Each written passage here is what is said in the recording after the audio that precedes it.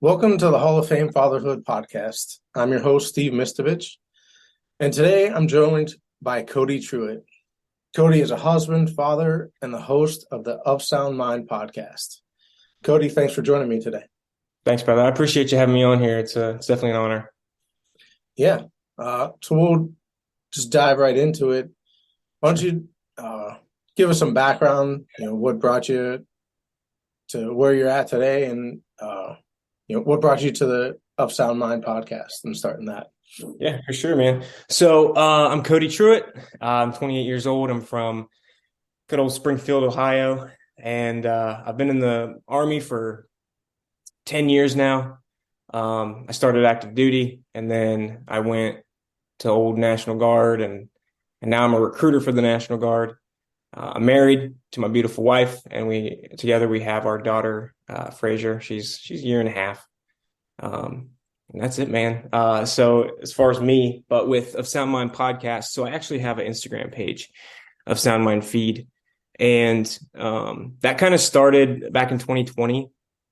And so I kind of have to go a little bit further back. This is kind of a long story leading up to it, but I'll try to shorten it as much as I can. But just ultimately growing up, I was pretty wimpy, right? I wouldn't say I was a very masculine teenager, and even into my early 20s, I was kind of a turd. I joined the Army and did stupid stuff and made bad choices. And it took me getting married and divorced to my first wife, and then married to my second wife now, and having a baby to finally realize that I was a turd and that I needed to do something about it, right? And Of Sound Mind feed and podcast is kind of a testament to that. It's the page itself is more so a timeline. It's almost like a journal, if you will. Things that I'm learning, things that I'm reading. Yeah, it literally, like every day I'll get inspiration and I'll just pull my phone out and design a little photo, post it, and it's like something that I learned that day, or something that I'm trying to work on. So the podcast is more so of a way to bring it to audio, right? Because there's only so much I can fit in a little Instagram square and bio. Right. So people can hear my beautiful voice and talk about it as opposed to just posting it on Instagram. So Yeah. that's it, man. No, I appreciate that. I didn't realize that you're in Ohio. I'm in Ohio as well, Oh, no kidding. in Youngstown. Yeah. Oh, no way. Hey, you're not So too far from me. no, you're what, on the west side of the state, right? Ish, yeah. Yeah, kind of in between Dayton and Columbus. Okay. Yep. Yeah, I'm northeast. So uh, okay, cool. Got Yeah, a Ohio brother on the podcast. that's Doesn't right. happen often. Um, That's awesome. so why Of Sound Mind? What is there like a backstory to that name specifically? Yeah, so Second Timothy verse 1, or chapter 1 verse 7, talks about not having a spirit of fear, but um but to have, no, we have not been given a spirit of fear, but one of power, love, and of a sound mind. And that really resonated with me because my whole life I've been fearful, right? I've been I haven't been bold. I've been all those things that a man is not. And so for this transition of me, um, you know, learning about manhood and biblical manhood, it was a huge testament to that. So and of sound mind, is clarity and just having an understanding of God's word, um, and the world itself, and so I liked that Of Sound Mind feed. So Awesome. No, I yeah, like that. yeah, So I with Christmas right around the corner, and you said a year and a half, young daughter. Like, what family traditions, do you have? Are they new family traditions that you're starting, or things that you're carrying on, from your family? What does that look like? sure. So when I was growing up, my parents did they did three gifts for Christmas. And that was because Jesus got 3 gifts for Christmas, right? Um, and they wanted us to have some sort of sense of appreciation, because Mhm. we only got 3 gifts. And so I thought that was pretty cool. I still haven't we haven't done that. We'll just get our daughter gifts, Mhm. Sometimes we'll even give them to her before Christmas, because we're just too eager. Mhm. But but a tradition that I want to do, and a lot of people kind of find it weird and don't agree with, is like just cutting out the whole Santa Claus thing. Mhm. I know it's not necessarily a tradition. It's more so like, um, just the thought of Christmas. I just want to cut that out and just focus on the Jesus being born aspect, the true meaning of Christmas. And um, I mean, I don't know. I just see a lot of kids. Like for me, it wasn't like a huge heartbreak, right? When I found out Santa wasn't real, I kind of figured Santa wasn't real. But I kind of wish my parents would have instilled just what it actually is about, um, Jesus's birth and all that. So I don't know. We'll see how it goes. Maybe I'll change my mind. I don't know when, but that's kind of what I'm aiming for right now. But as far as traditions, man, like, um, there's not really anything I have planned yet. She's still kind of young. Um, and not that that's not important to start stuff like that, but I guess we'll figure it out as we go. Gotcha. Yeah. What about you? Do you have any family traditions? Um, well, we cut down a Christmas tree every year. That's we do the live tree, and that we just started like 3 years ago. Um, so that's a new a new thing. Like we did it sporadically when I was young. I remember my dad cutting down like big fat Christmas trees, and my aunts and uncles making fun of him for how big it was. And but like that's one that I look forward to.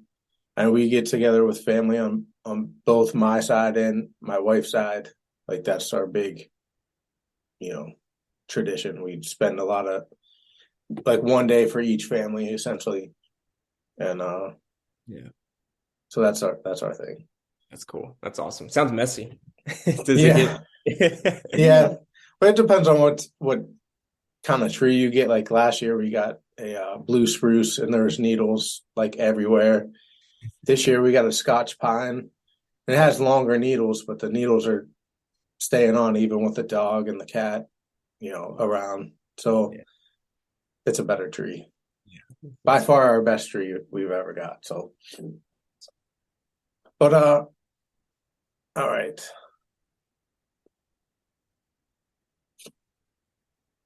So I guess now we can dive into some of the tougher, more challenging questions. I'm here for Uh, that. so obviously, with you starting this Instagram page and sharing your story, like you've seen and you've dealt with challenges that men and fathers face. Like, what are those challenges that you see men facing today? So, um, in preparation for this question, I I, I went pretty deep on this, but I I kind of want to start from my experience, and then I'll kind of go into what I see with other dads, and then more of a severity with challenges that they face. Hmm? For me, I actually come from like we have it really well, like we have a good family, for the most part, and everything is pretty good. So the biggest challenges I face are my parents, um, mostly my mom, and some of our family as well. Um, but there's just a lot of pushback with things like, you know, boundaries that we want to establish with our daughter, Hmm. and things like that. There's a lot of walking on eggshells with people, and it's it's a very sensitive time because people feel as though it's not fair, these boundaries that we place, and they're not unreasonable. It's things like, don't post her face on your social media. don't kiss her face. RSV is a real thing. Like all these little things that Mhm. aren't that big of a deal, but we ask these people to do them, and for some reason it's just unheard of, and it's ridiculous. And so that's something that we struggle with. We have a lot of conversations about it, and it's just, we're staying strong with it, and I'm leading my family the way that I want to lead my family. But you're going to run into that. You're going to run into people that don't agree with the way you want to do things, Right. right? And you just, it's daunting at times, and you almost feel like am I doing something wrong? Like if all these people think that this is either stupid or this is wrong, am I doing something wrong? But I've realized that it I have to lead my family the way I feel as though is necessary. Mm. Nobody else can lead my family for me. Right. Nobody can make decisions for me. Um, but yeah, man, that's kind of the struggles that I have right now. Nothing too serious, but nothing I can't handle. But as far as dads out there, I mean, we're seeing everything, man. It's complete and utter anarchy. We're seeing divorce, depression, increased rates of suicide, Mhm. addictions, obesity, violence. The list goes on, man. But for me, the common factor here is I feel as though a castration of men, as well as their faith in God. And Mhm. I don't know how you feel about that. Um, but Luke chapter 6, verse 46 through 49, it talks about, those that come to him and hear his words and acts on them is like the man that dug deep and laid the foundation of his house on the rock. It's immovable when the storm comes. But those that build the house with no foundation, the stream bursts against it and it immediately collapsed. Now, the end of verse 49, that last verse there, it says, and the ruin of the house was great, Mhm. right? The ruin of the house was great. And that makes me think back to the divorce, the depression. These men aren't establishing a good foundation. And when tough times come, they just get annihilated, right? Um, Yeah. So you, you go ahead. just a couple of thoughts. Um, like, I mean, I'm a cradle Catholic and have reverted back to the faith, at least uh, diving more into it than I was. It was a surface level thing for me growing up. Um, but like I remember like my parents and you know my aunts and uncles saying like, oh, your generation needs, they're degenerate or whatever they'd say because they need God, and I'd be like, oh, whatever, like you don't know what you're talking about. And over the past 3 years, like I get the sentiment now, like of what they were trying to point to, even if it was poorly and not well received.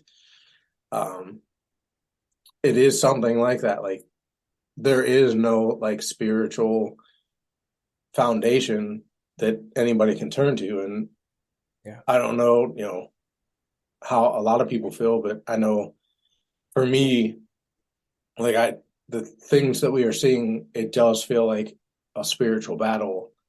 It doesn't feel like anything else, really. Yeah. It's hard to describe. So it's like that's in part one of the reasons why I've gone back to the faith, because it's like I realized like how ignorant I was in my perception of it. Yeah. It's like there's a level of depth there that you know you can't. It's hard to find anywhere else.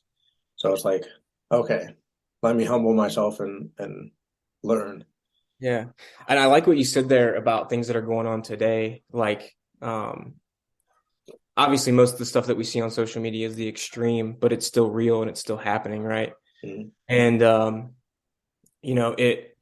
it goes back to, it's not um, just mockery of Christians anymore, like silently mocking Christians and doing subtle jabs here and there. It is blatant, like just trying to, um, I don't know, just destroy people. Like the example I think of is that I think it's a new show or movie that came out, and all the kids come out, and it was supposed to be an accident, and the signs that they hold up, it's supposed to say "We love you, Santa," but it says "We love you, Satan" in it. Have you seen that? No. Yeah, you'll have to go look it up after this, but it was supposed to be an accident. It's supposed to say Santa, not Satan, but they spelled out Satan, and it's blatant attacks, man. And they're not Mhm. even trying to hide it anymore. So yeah, I like that you said that there. Yeah, I mean it's like there's in the moments of despair, you're like, man, it's what a crazy time to be alive, and but then by the same token, like what an amazing time to be alive. Like there's a reason why we're here, Yeah. this time. And it's like hopefully we can be a force for good and help help turn the ship around because Yeah, it's not heading in a positive direction from my perspective. sure. And that's true. And I mean, if you want to see men and fathers, overcome the challenges of life, they've got to put Christ as a foundation. Like if you're struggling and Christ isn't the foundation in your life, ask yourself, like, is what you're doing now working? Mhm. Honestly, because if you think that Christianity is just a joke, fine. But is what you're doing now working? Are you Mhm. depressed? Are you addicted to things? Um, are you just frustrated with your life in general? What Mhm. do you have to lose? You know what I mean? It is what I'm doing to fix my marriage, overcome addictions, find joy, feel a sense of purpose. Is it working? It seems like an easy answer. I hear it often, Cody, the Jesus spiel is nice, but I need a feasible answer. Mhm. And you know, you want to see a real healing in your life, it's got to start with getting it in the Word. Intentional prayer. You got to get Mhm. around other godly men too. Community is important. That they're going to strengthen you, keep you accountable, right? Mhm. This doesn't mean that challenges and struggles won't come, but if you have the strength and the power of the Holy Spirit, there's nothing unconquerable. That's how I feel. I gotcha. That's one thing for me. Two of the guys responsible for like, well, I guess there's three guys that's kind of spurred it. Um, and like several years back, I got into Father Richard Rohr's work, Mm-hmm. and he kind of was like confirming some of the things that I was thinking. But then I got into Jordan Peterson, and then by extension, Jonathan Pageau, Mm-hmm. and like they flipped everything on its head. I was like this is like I love like I'm watching the Exodus series that Peterson's doing. Mm-hmm. Just diving more and more into it, reading the Bible daily, like things that I've never done ever in my life Yeah. because it's so like interesting when you just have a different perspective. Like I don't understand everything that I'm reading, Yeah. but I know there's like a level of depth, and if I just keep poking and prodding and reading, like I'll something will shift. Yeah. And just becoming a student again, I guess, is the best way to put it. Yeah. That's awesome. That's awesome. So, what? So, I mean, generally speaking, we've kind of touched upon it. Like, I'd imagine, like your parents and my parents, they had a vision for what their kids' lives were going to look like, and they can graduate high school and go to college, and then meet the wife and have the kids, and white picket fence, and have the American dream. Like, all that stuff seems to be thrown out the window, or at least very hard to see. Mm-hmm. Like how do you deal with that as a father and as a man? Uh, Yeah, I think for me, because my daughter's so young, it's even harder to see in the future what it looks like, because we don't even she doesn't really talk that much, so we don't even really know like what most of her interests are. Like, we know some of the shows that she likes, but as far as her future is being successful in a certain thing, it's hard to gauge. But so right now, I guess my biggest hope for her is that establish that I establish obviously good morals, good work ethic, all of those basic things that us dads are supposed to teach our kids, right? Mm. But I ultimately want her to know, like, that she is loved, and that she that she can come to us for anything. No matter what it is that she wants to do in life, we're going to support her 100%. I listened to this podcast a while back about, as your kids grow up and they start gaining interests. When I was a kid, I was told I was interested in photography, right? I went out and took a bunch of pictures and I thought I was super good at it. Mm. And so many people in my life told me, like, dude, that's a oversaturated, dying thing to get into. You won't make any money from that. So I just stopped doing it. I didn't care about it, right? I stopped doing it. And if my daughter comes to me and she says, I want to fly drones, well, guess what? We're a drone family now. We're going to get a drone. We're going to learn how to fly these things, and we're going to, you know what I mean? So we're going to invest in her and just hope that the things that we teach her and we show her that love and that support, that whatever she decides to do, she does it, and she does it well. And with us backing her up doing it. So it's scary to think, because you can only hope that that's how it goes, right? You just hope that whatever you do, and however you parent them, they take it and they run with it and they do well in life. It's hard to gauge, because they are their own person, and they're going to want to do their own thing. And it's scary to think about, but I just hold on to that hope that what we do carries on to her in her older ages. So, Yeah, if you set the example, like I like what you said, like, she wants to fly drones, we're gonna be a drone family, and just, everybody's on board. And, I don't know if there's a better way to go about it, Did you ask me a question? just No. you, like, what? What is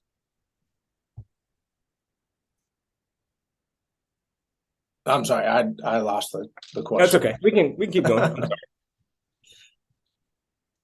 So let's go to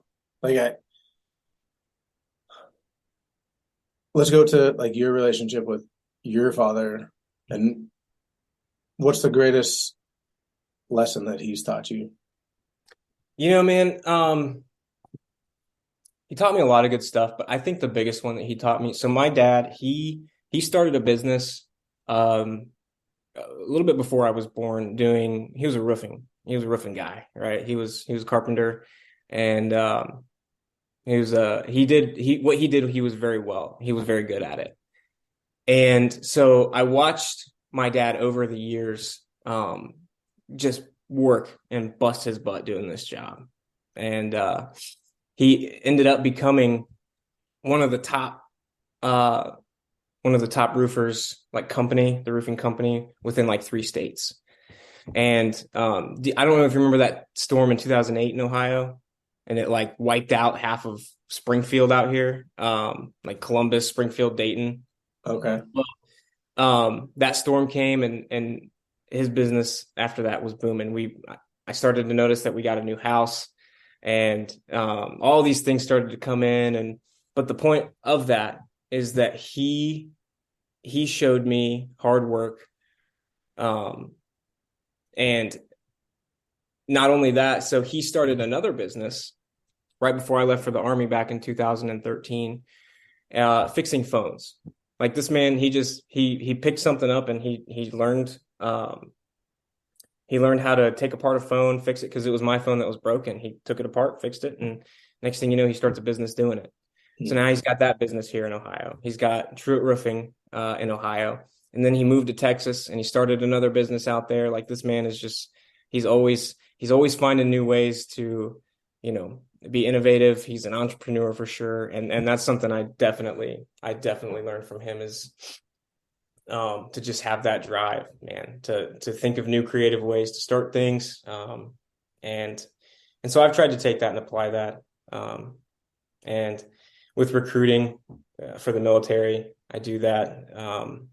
I try to run my own social media page and try to think of new ways that I can kind of change the game and because that's ultimately what he showed me, man. I just watched my dad crush it at everything. He was a good dude. And so, I don't know. I just appreciated that about him, because he always worked hard to make sure that we had everything we wanted. So, So he's a risk taker, and is that that's obviously fair to say. And is that mhm. what Yeah. so what's your like are you what's your goal with the military, or you gonna be a lifer, or you gonna look to branch out, or what's your Yeah, man. At this point, I've committed 10 years. Um, and I think it'd be dumb to stop now. I've only got 10 years left till I can decide to retire. I've loved the Army and, um, I have no complaints about it. I have a little bit of complaints, but it's nothing too serious. But I do love the Army. And I think if I can make it to 20 years, um, I'd like to at least in the meantime, I've just been trying to think of different ways I can start my own business. Um, and I want to carry that into after I get out of the military. But I could get out of the military now and try to start a business or maybe work towards it before I get out. But um, I definitely feel like I've started something with the military and I need to finish it. Whatever comes after that, I can deal with because mm, I'll be 38, maybe 40 when I retire from the military. That's mm, a I to me I'm like, oh, that's old, but then I talk to other guys and my dad and he's 52 and he still feels like, life's just begun. mm. So, um it's not too daunting for me at this point. I think I can handle another 10 years and then go from there. You know what I mean? Yeah, I'm being 41. If I was retired and had the benefits and stuff, that's pretty Yeah. good situation to be in. Mhm. um Luke, what is your experience like been in the military? So, um, I usually get smirks, but so I've been in 10 years and I've never deployed. I was supposed to deploy back in 2013 when I went to Hawaii with the 25th ID. And the reason I went there is because they were gathering people in to go to Afghanistan. Well, that was about the time Obama was trying to pull everybody out of Afghanistan. And so when I got there, we did the training, we did all the stuff to prepare for it, and they canceled it. And to me, I think that was a blessing in disguise because since then I haven't had the opportunity to deploy. But ultimately, my time in the military has just been spent in the States, which is fine with me. Mhm. Um, I haven't had to go overseas for a certain amount of time and do that, but I'm willing to. That's why I signed up, you know. So mostly my time has been spent in active duty. I got to go to Hawaii, got to spend 3.5 years there, right? Nice.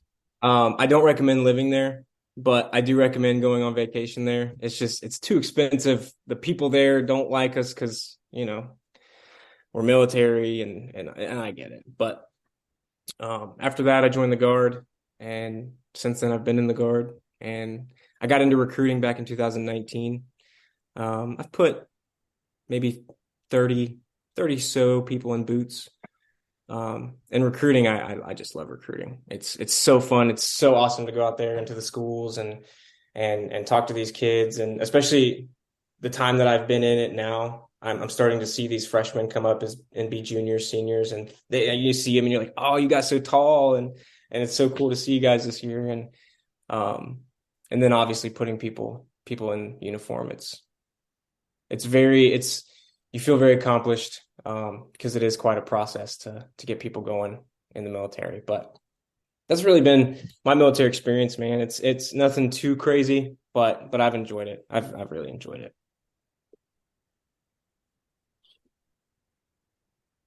Awesome.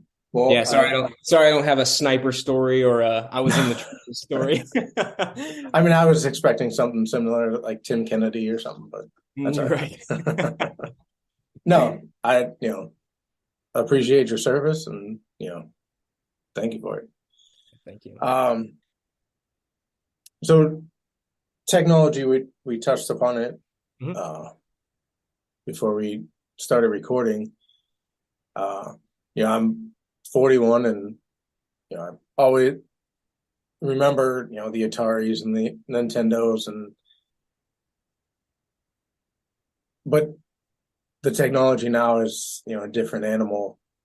What what's your experience been with, video games and this sort of technology? Yeah, it, I've basically had a game system since the Game Boy Color. We had a Nintendo 64 at my grandma's, so I've always just kind of been around video games and played video games. It got really bad when I think it was like 2008. My parents got me an Xbox. That's when the Xbox first came out, and you know, not to be super serious about it, but I got overly addicted to video games. Mm-hmm. I was struggling in school, basically all the way into high school. I barely passed high school because all I wanted to do was be around my friends and play video games. That's all we did. And it over it just it consumed my life. I mean, during summer break, winter break, anytime I didn't have any responsibilities.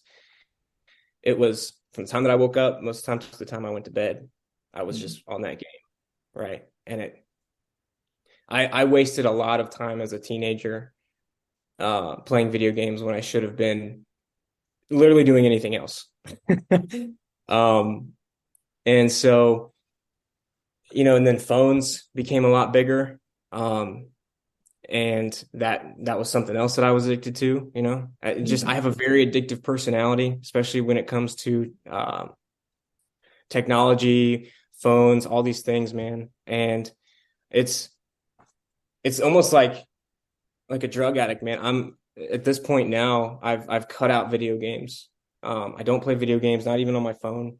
Um, and I try to limit my phone time. Mostly because I know what I'm capable of when it comes to technology. Um, and I don't want to fall back into that. Um, it's kind of like I don't know, it's kind of like rehab and recovery, man. It's I got to learn all these things, but I don't know. What are your thoughts on the whole video game, especially nowadays? Uh, so I was never a big video game player. Yeah. Um, in like my early 20s, I might have played the most, like with Madden and stuff like that, but it was never a daily thing. Hmm. Um, now I got a younger brother. He's 5 years younger, and he played more than I did, and like his friends and stuff, like they were a little bit more into it. Um, but it is something that on the worst of days, it's like scary. It's just like they can overrun your life. Hmm. And on the best of days, I'm like, well, they just need to be put in the right order, and Sure. you just have to be in right relationship to them because Right. they're obviously not going anywhere. Right. Um, but the question is what order should they be in, and how do you make sure that they stay in that order? Sure. Um, so for me, like my thing is the phone, like the social media. Like I've definitely been sucked into that more than I would like to remember. Um, but yeah, it's still a battle for myself to figure out, having a social media page and a podcast and stuff. It's like, well, it's kind of important that you're engaged on the technology. I mean, that's what it is. Hmm. It's like, yeah, Yeah. it's a Yeah. And tricky question. yeah, man, it is. And that's the thing though, like, especially starting something like this, like Hall of Fame Fatherhood and of Sound, all these pages that we run, there's got to be a sense of uh, attentiveness towards it, right? Because you don't please the algorithm when you're not constantly on it, and so your stuff's not being pushed out, stuff like that, right? Right. And so it's hard to discern, like, I guess I can only spend an hour or two a day on it, but I'm not going to get much interaction. And if I spend 4 hours on it at a time, I'm getting a lot more interaction. People are seeing my stuff. And so, yeah, it's daunting and it's frustrating because you you sit on the phone for 4 hours and you accomplish all these things with your stuff, but then you've lost 4 hours with your family, with your kids, Mhm. and then I feel like that's where a lot of dads get depressed, get frustrated because they can't figure out how to differentiate the two and how to work out a time frame and it's yeah it's frustrating and I'm still trying to figure it out, man, because this phone still has a grasp on me at times, and every now and then I'll catch myself sitting on the phone and my daughter's playing in front of me and I just kind of snap out of it. I'm like, nope, let's put it down. Let's go Mhm. play with her for a little bit. And but every now and then, man, I still get sucked into it a little bit. So if you figure it out, please let me know. Yeah, it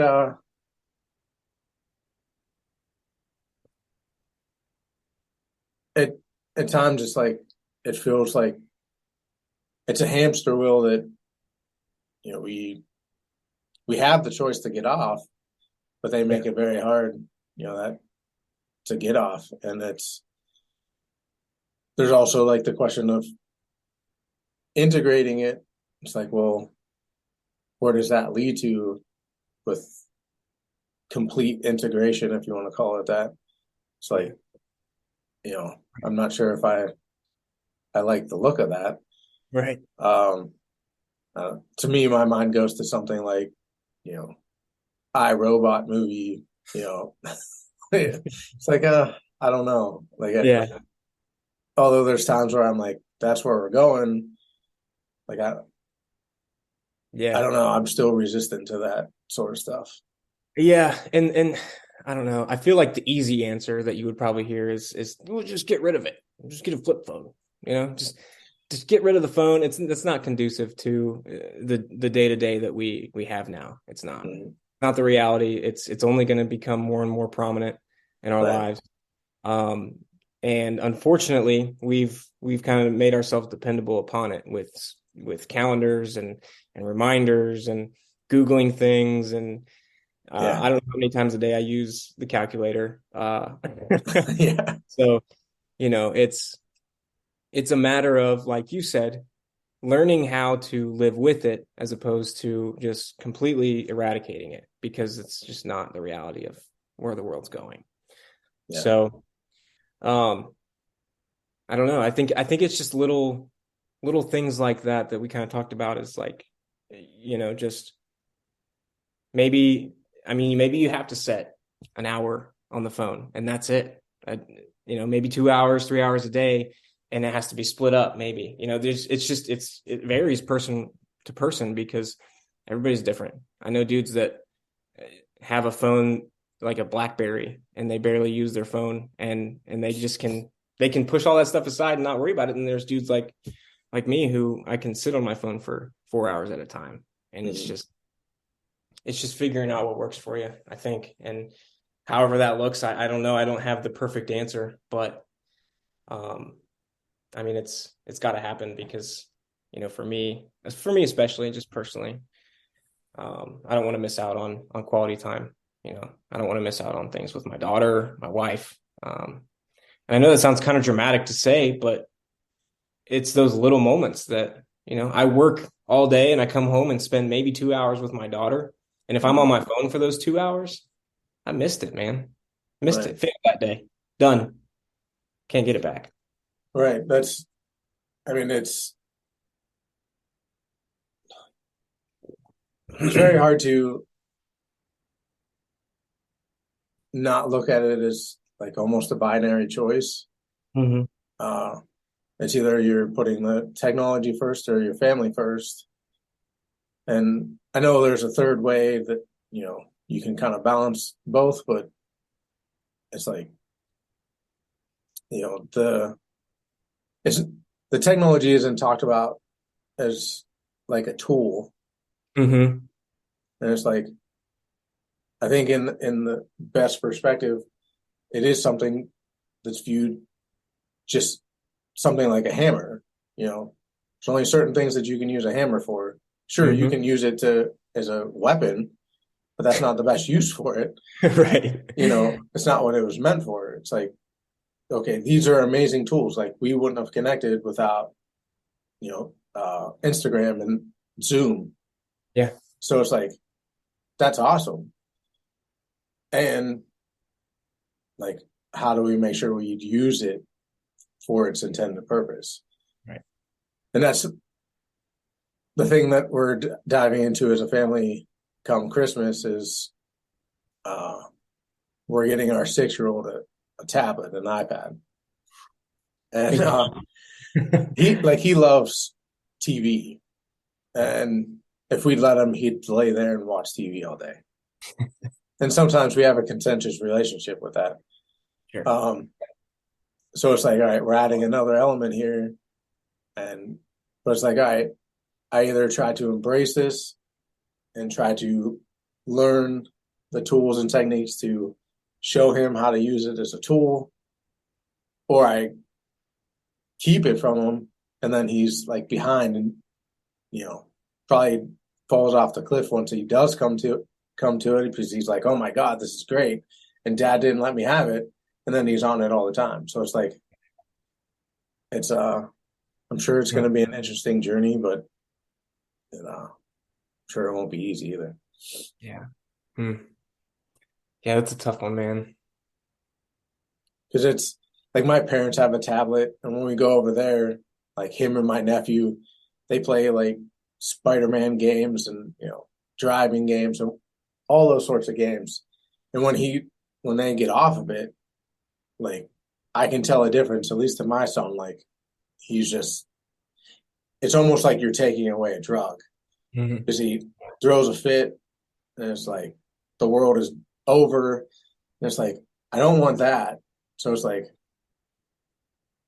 we got to find the apps and the things that he does, like ABC mouse on my wife's phone, so like things like that, he doesn't melt down when we're like, all right, game's over. Right. So yeah. Hmm. I don't know. And there's got to be an obvious, maybe there's a study out there, it's known fact, like the starting with technology at such a young age. Because with me and you started in your 20s, you said. And so obviously it didn't have that much of an impact on you. Um, and for me starting at 8 years old, it it was essentially a part of me at the most important um what's the word I'm looking for my brain, the Formative yeah, just my brain forming and learning and development. yeah, Yeah. development, all of that, and that's that was a part of that. And so it became a huge part of my understanding of just and my desires really like you said, it's a drug, man. Um, so yeah, I'm sure there's all sorts of studies on that, but I don't know, man. It's a tough question and it's a tough thought because I don't know. You don't want to do it wrong, like you said. You hide it from them for years and then they like just overindulge. when they get older. So Yeah, I remember we had a neighbor that, we had TV and cable and stuff like that growing up, and his family didn't. And when he would come over, like he was my brother's friend, he'd come over and I'd be watching TV, and my brother, they'd be going downstairs to play or whatever. My brother would be in the basement, and he'd be stuck in the doorway, just like staring at the TV because, Mhm. just he's not used to it. And it's like, you know, Wow. we kind of laughed about it and, thought it was, cute or whatever, but it's like, you know, Yeah, now don't you want can. that to. Yeah, that's crazy. Hmm. Wow. I don't know, man. Maybe we'll figure it out. Yeah, I mean, well, I don't know if we'll ever figure it out completely, but sure it's all going to work to try to. Yeah. And, I think it's just yeah, a matter of adapting and overcoming as it changes over time, honestly. mhm. You just kind of have to move with it, but also kind of push against it kind of thing. Like Yeah. just that way you don't get, I don't know, derailed or whatever. But hmm, So go ahead. we, we touched on quite a bit. Uh, and usually the last question that I ask a guest is, uh, how would you define a Hall of Fame father? So to me, it is it's a man that does not simply tell his children how they should be, but sets the example. It's a man that leads from the front, a man that loves his wife with gentleness, grace, and that will make your home peaceful and full of love, which will secure your children. It's a man that leads his family to serve the Lord, one that works diligently to provide. He protects his family physically, spiritually, emotionally. Listen, dads, if you want to effectively lead your home, um, and you want your family to feel secure under your leadership, um, you must instill love in their hearts. Assure them that they are loved by God, their parents, friends, and others close to their heart, and then teach them to love others as well. With this, they'll grow up with more courage and positivity to face life's challenges. I think that's a Hall of Fame dad. Awesome. I think that's Yeah, a good place to end. That's a yeah, great definition. I appreciate your time today, Cody. yeah, man. I appreciate you as well. I really appreciate you bringing me on here. Yeah. Well, have a great day. You too, brother. Thanks.